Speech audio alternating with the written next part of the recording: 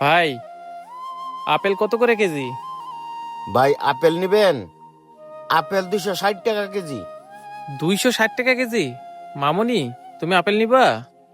হ্যাঁ বাবা, নাও। আচ্ছা ঠিক আছে। আচ্ছা ঠিক আছে ভাই, তাহলে 2 কেজি আপেল দিয়ে দেন। আচ্ছা ঠিক আছে ভাইজান, দিতাছি। এক কাম করি, ভাইজান ডে বাচ্চা বাচ্চা ভালো আপেল দি দেয়া দিই, তাইলে ভাইজান খুশি হইব।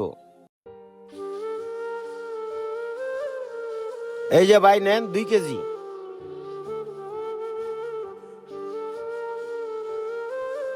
এই নেন টাকা। ভাইজান ডে কয়ে দেখি, যদি কয়টা টাকা দেয় তাহলে আমার মেয়েটাকে কয়টা বই কিনে দিতে পারতাম।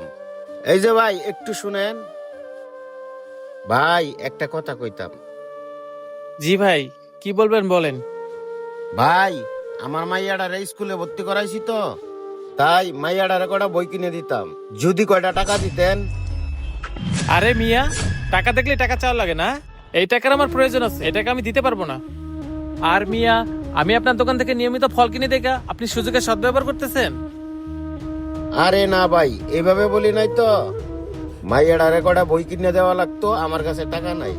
আসলে ভাই আমার খুব ইচ্ছা, যেভাবে হোক আমার মাইয়াডারে লেখাপড়া করায় শিক্ষিত করব। আইসে, লেখাপড়া করে শিক্ষিত করবে? আরে ভাই, ওরে শিক্ষিত করে কি করবেন? বিক্রি করেন তো ফল, আবার মাইয়েরে লেখাপড়া করাইবেন?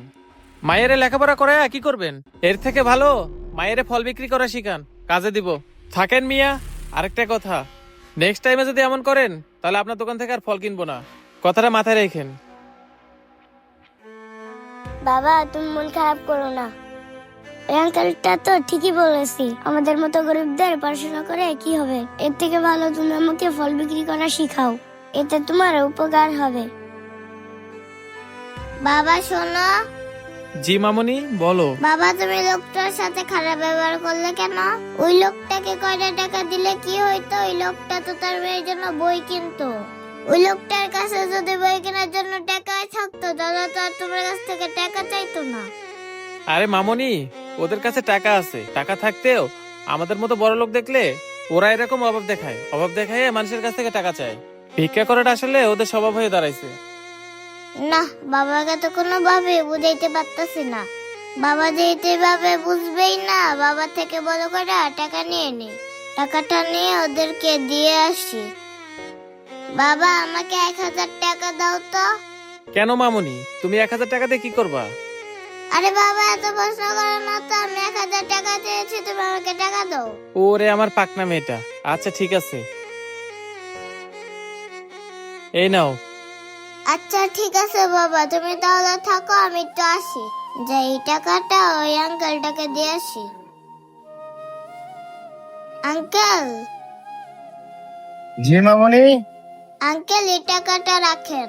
মামনি, এটা কিসের টাকা? আঙ্কেল, এই টাকাটা দিয়ে আপনার মেয়েকে বই কিনে দিন। মামনি, তোমার বাবার কাছে টাকা চাইছিলাম, টাকা তো দিলই না, উল্টা আরো ধমক দিছে। আর তুমি কিনা আমার জন্য টাকা আনছো?